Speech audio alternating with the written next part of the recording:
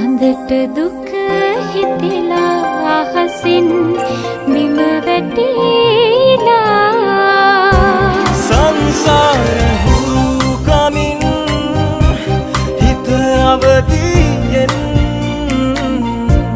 නුඹ තාම මං නමින් ඇයි අකරන සංසාර හුරු කමින් හිත අවදියෙන් නුඹ තාම මං නමින් ඇයි අකරමන් සඳට දුක හිතිලා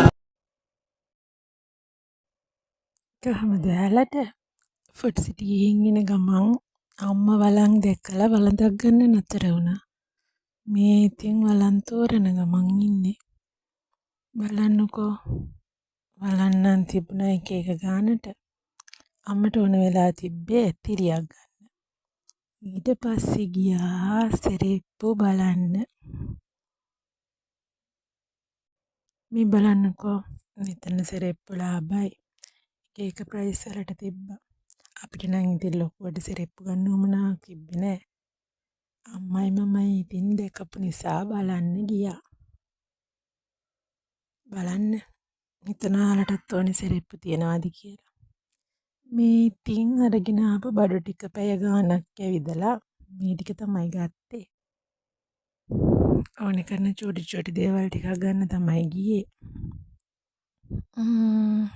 සෙරෙප්පු බලලා මෙන්න මේ රුපියල් 180ක රබර් සෙරෙප්පු දෙකක් අරගත්ත අම්මට. මේ ගණිපු බඩු ටික මෙයා ඉතින් මොන දේ කරත් අපි ළඟ මේ ඉන්නේ අපේ පැංචා. පේනවනේ එයාට මොනවද ගෙනාවේ බලන්න තමයි ඇවිත් තියෙන්නේ. හිම තමයි අද ගෙවුනේ දවස ගෙවුනේ. බලමු ඉතින් ආයේ